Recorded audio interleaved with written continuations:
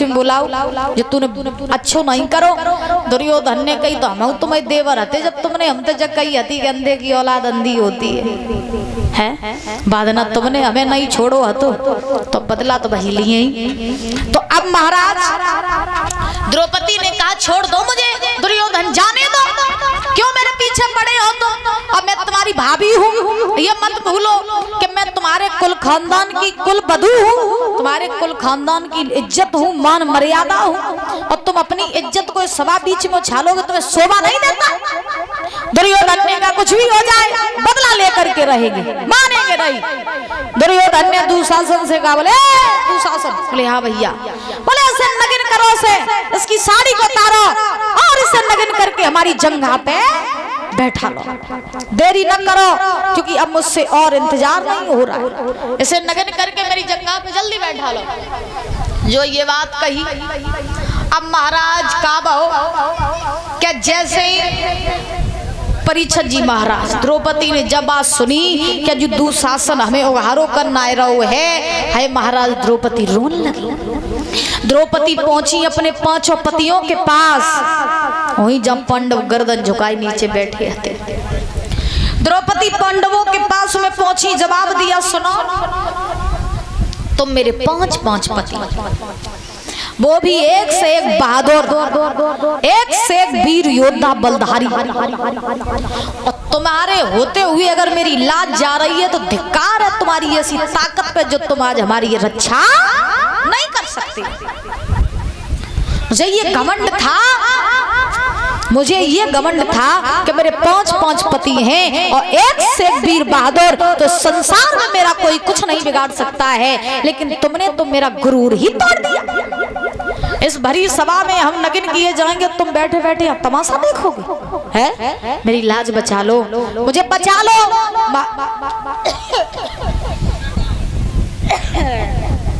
महाराज द्रौपदी आज रो रही हैं, बिलख रही हैं, मदद की गुहार मांग रही हैं, लेकिन परीक्षित जी महाराज उस भरी सभा में कोई ऐसा नहीं है जो द्रौपदी की मदद कोई कर सके।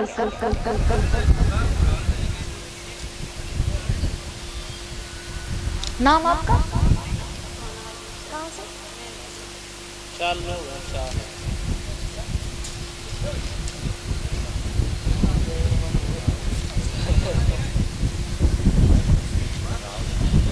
बस हो गया। सोनाली मैनपुरी से, और ये सोनाली मैनपुरी से ये 51 रुपए देकर के हमें सम्मानित कर रही हैं, 10-10 रुपए से हमारे स्टाफ का सम्मान कर रही हैं। बहुत बहुत धन्यवाद है।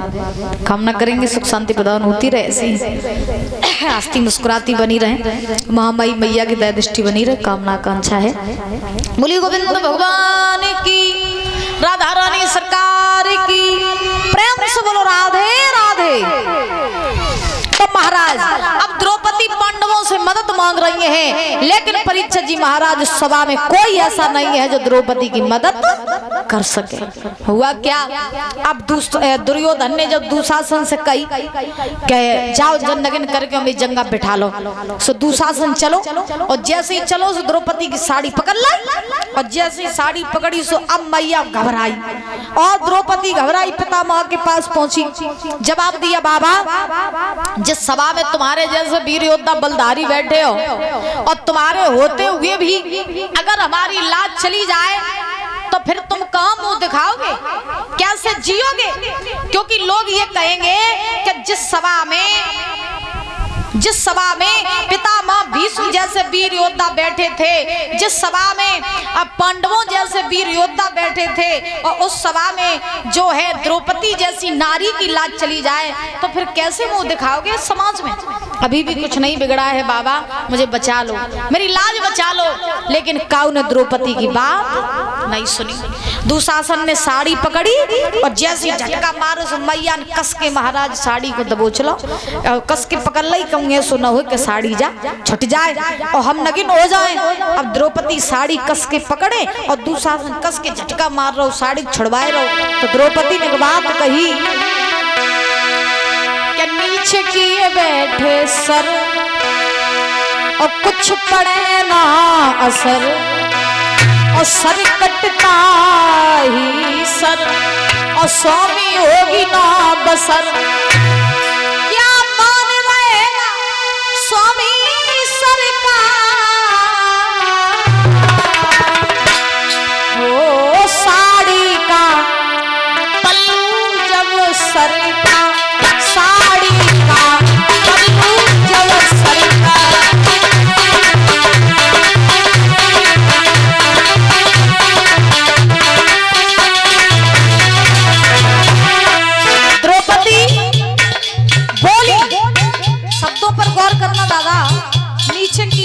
सर कौन? पांडव पितामह गुरु द्रोणाचार्य कर्ण जैसे वीर योद्धा सभा में बैठे तो द्रौपदी ने कहा नीचे किए बैठे सर, कुछ पड़े ना असर। इनके सामने इनकी बहू बिटिया पत्नी इनकी लाज जा रही, लेकिन इन्हें कोई असर ही नहीं पड़ रहा। सर कटता ही सर, तलवार लाओ सर काट दो, तो उसे सर कटना नहीं कहते। घर की जब इज्जत जाती है ना तो आदमी का सर ही कट जाता है। तो आदमी फिर कभी समाज में सर उठा के जी नहीं पाता, सही सर कटना। मौत का घाव बड़ा हल्का होता है, लेकिन अपमान का घाव बहुत गहरा होता है। अच्छे भले मर जाओ तो अच्छा है, लेकिन अगर इज्जत चली जाए तब मरो तो फिर महाराज अच्छा नहीं होता है। कहने का भाव द्रौपदी ने कहा नीचे किए बैठे सर, कुछ पड़े ना असर, सर कटता ही सर, स्वामी होगी ना सर। क्या मान रहेगा स्वामी सरकार, ओ साड़ी का पल्लू जब सरका, साड़ी का पल्लू जब सरका।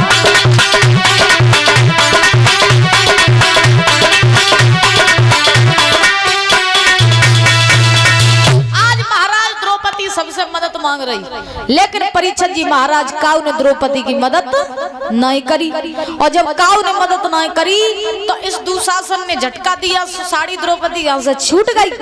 अब जैसे ही छूटी साड़ी, अब महाराज ये दुशासन जो है वो द्रौपदी को नग्न करने में जुटा पड़ा है। और इधर द्वारका में बैठे बैठे कन्हैया रो रहे। अब भगवान जब रो रहे हैं तो क्या रुक्मणी जो रहे भोजन की थाली ले आई और महाराज भगवान के सामने रख दी। और जैसे ही भोजन की थाली भगवान के सामने रखी, लेकिन रुक्मणी ने क्या देखा कि भगवान की आंखों से आंसू निकल रही है। तो रुक्मणी ने भगवान की आंखों में जब आंसू देखे तो प्रश्न कर दिया, नाथ आप रो क्यों रहे हैं? आज से पहले मैंने कभी आपकी आंखों में आंसू नहीं देखे, आप क्यों रो रहे हैं? तो भगवान ने जवाब दिया, हे भद्रे, भरी सभा में मेरी बहन की लाज जा रही है, इसीलिए मैं रो रहा हूँ। आज मेरी बहन पे विपत पड़ी है, दुख आन पड़े हैं, इसीलिए मैं रो रहा हूँ। है महाराज, तो रुक्मणी ने कही, नाथ तो रोना क्यों है इसमें, आप जाइए और जा करके अपनी बहन की रक्षा कीजिए, फिर आप रो क्यों रहे हैं? भगवान ने जवाब दिया, यही तो कारण है कि मैं अभी जा नहीं सकता हूँ। रुक्मणी ने कहा क्यों?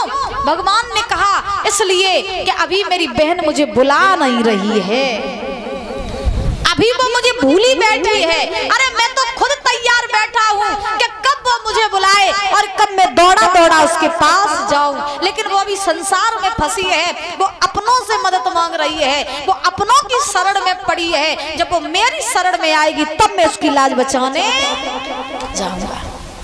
धन है हमारे मेरे प्रभु भगवान खुद भक्त के भरोसे होते हैं। भगवान कहते हैं तुम मुझे बुलाओ तो मैं ना आऊं तो कहना, तुम मुझे याद करो तो मैं ना आऊं तो कहना, तुम मेरे लिए एक कदम चलो तो मैं तुम्हारे लिए 10 कदम न चलूं तो कहना। लेकिन फर्क सिर्फ इतना है कि हमारे पास ना ही वो भाव है और ना ही वो विचार है, ना ही वो शुद्ध आत्मा है जो हम भगवान को बुलाने में सामर्थ हो सके। हम सब सिर्फ बातें बनाते रहते हैं, हमारे पास सिर्फ बहाने होते हैं। जब किसी काम से बचना होता है ना तो हम बहाने बनाते हैं, नहीं मुझसे नहीं हो पाएगा, मुझसे नहीं हो पाएगा, तुम बहाने बनाते, अरे मैं नहीं करूंगा ये काम। क्यों? क्योंकि हमें करना ही नहीं है। और जब हम किसी चीज में घुस जाते हैं तो फिर वो अपने आप हमारे अंदर आता रहता है वो काम। ऐसा ही हाल हमारा तुम्हारा है। देखो मीरा ने बुलाया, इंसानी थी, द्रौपदी ने बुलाया, इंसानी थी, नरसी ने बुलाया, इंसानी थे, भगवान आए, रक्षा की, मदद की। हम लोग भी बुलाएंगे तो बताओ भगवान आएंगे? जरूर आएंगे, लेकिन हम लोगों के पास वो भाव ही नहीं है तो भगवान आएंगे कैसे? है जब हम घर आए हुए अतिथि का सम्मान अच्छे से नहीं कर सकते हैं तो वो तो भगवान है। भगवान कैसे आएंगे? जब तक हमारा भाव निर्मल नहीं होगा, जब तक आत्मा हमारी शुद्ध नहीं होगी, विचार हमारे पवित्र नहीं होंगे, तब तक कभी हमें परमात्मा मिलेंगे नहीं। लेकिन हम लोग क्या करते? हम लोग भगवान को याद करते हैं कब? जब हमें उनसे काम पड़ता है तब। बिना काम के कौन बंदा याद करता है भगवान को? बताओ, कोई करता हो? कुछ कोई काम बनवाने को तो भगवान को लालच देंगे, नाथ हम भागवत कराए देंगे, प्रभु हम ऐसा काम बन जाए। लालच दिया कि नहीं दिया आपने भगवान को? भगवान बैठे बैठे जब सोचे तो ये बारे इंसान हमने बनाओ, हम भाई कलाएं दिखाता रहा। इंसान बड़ा चतुर है हमारा। भगवान ने धरती पे भेजा लेकिन भगवान को ही कलाएं दिखा रहे। भगवान ने पैसा दिया, भगवान को ही पैसा वापस लौटा रहे हैं। क्या बताओ, इंसान बड़ा चतुर हो गया है महाराज।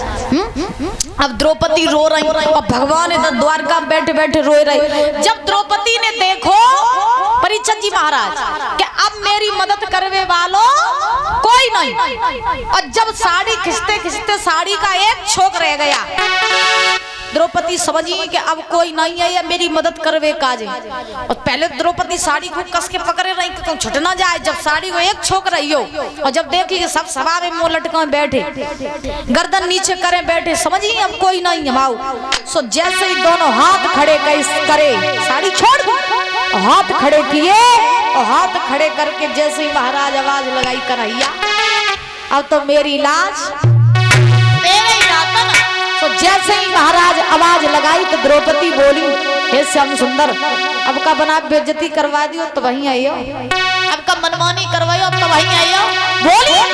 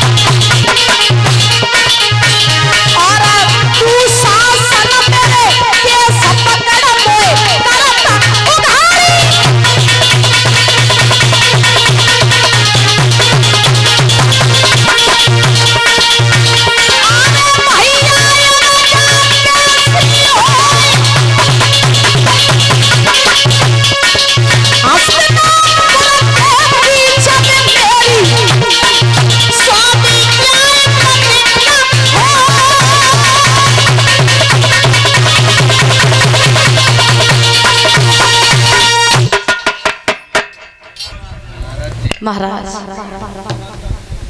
आज ध्यान रखना, सूत जी महाराज समझा रहे 88,000 ऋषियों को कि ऋषियों, जब द्रौपदी ने आवाज लगाई कि कन्हैया तुम्हारे सिवा हमारा कोई नहीं, और जैसे ही आवाज लगाई द्रौपदी बोली अब का मनमानी करवा लियो कन्हैया तभी आयो, तो उसी समय महाराज आज भगवान जो थे इन्होंने द्रौपदी की जब पुकार सुनी है तो भगवान महाराज भाग दिए, चल दिए प्रभु, चरण पादुका छोड़ दी, गरुड़ देव आए। गरुड़ ने कहा प्रभु आप मेरी पीठ पे बैठ जाओ, हम आपको पीठ पे बैठाल करके और हस्तिनापुर तक छोड़ दे। भगवान ने कहा नहीं नहीं, आज मुझे आप पे भरोसा नहीं है। बोले क्यों? बोले क्या पता आप थोड़ा सा भी देर हो गई आपको और मैं ना पहुंच पाया तो फिर मेरी बहन की लाज चली जाएगी। तो इधर भगवान गरुड़ से वार्ता कर रहे हैं और इधर द्रौपदी बोली है क्या खींचे खींचे रे दुशासन मेरो चीर, रह जय सोना बनवारी। ओ खींचे खींचे रे दुशासन मेरो चीर, रह जय सोना बनवारी।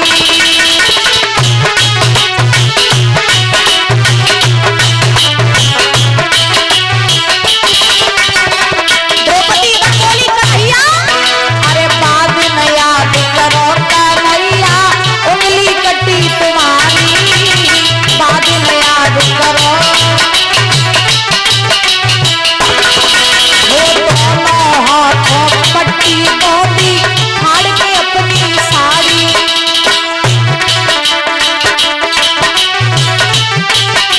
द्रौपदी बोली कन्हैया बाद में याद करो जब तुम्हारी उंगली कटी हती, तब हमने अपनी साड़ी फाड़ के तुम्हारी उरिया बांधी हती।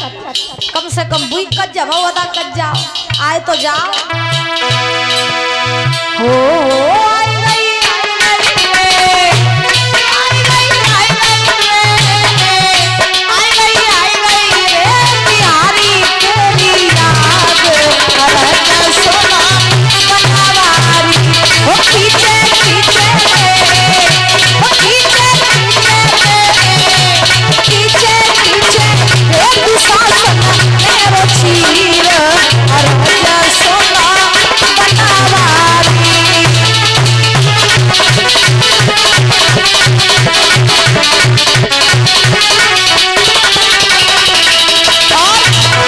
जैसे ही आवाज लगाई अब भगवान ने गरुड़ से कही, बोले हम नहीं बैठे तुम्हारी पीठ पे, हम तो बाजत बज गए अपनी बहन की लाज बचाइए। गरुड़ छोड़ दिए भगवान ने, जबकि गरुड़ की गति मन से भी तेज है। भगवान के जो बाण है ना गरुड़, उनकी गति मन से भी तेज है। जितना मन भागता है ना परीक्षित जी महाराज, उससे कई गुना ज्यादा तेज भागते हैं गरुड़ देव। देखो भगवान उस गरुड़ पर भरोसा नहीं कर रहे, भगवान खुद भागे। राधा छोड़ी रुक्मिणी छोड़ी, छोड़ी गरुड़ सवारी, राधा छोड़ी रुक्मिणी। ओ नंगे पैर सवरिया आए ऐसे प्रेम पुजारी, नंगे पैर सवरिया आए। हो बच गई रे, बच गई रे, बच गई रे द्रौपदी की लाज, अरे सोना बनवारी। ओ खींचे खींचे रे दुशासन मेरो चीर, अरे सोना बनवारी।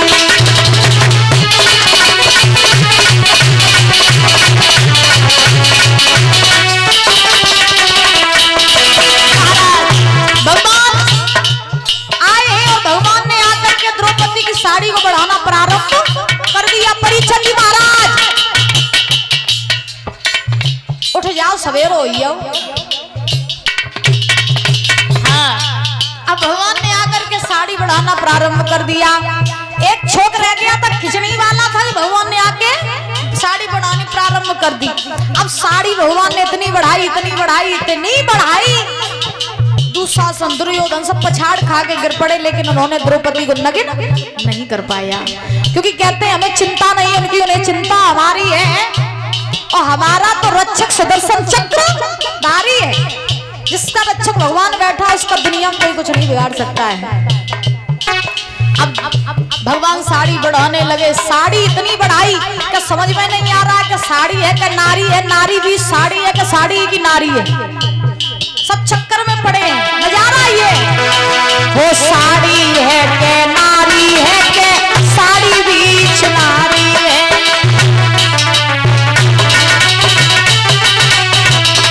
ओ साड़ी है के नारी है कि नारी बीच साड़ी है, नारी ही की साड़ी है के साड़ी की नारी है। ओ कैसे पढ़ो रे, ओ कैसे पढ़ो रे, कैसे पढ़ेगा रे हजारों गज को चीर और सोना बनावारी पीछे पीछे एक दुशासन मेरो चीर और सोना बनावारी।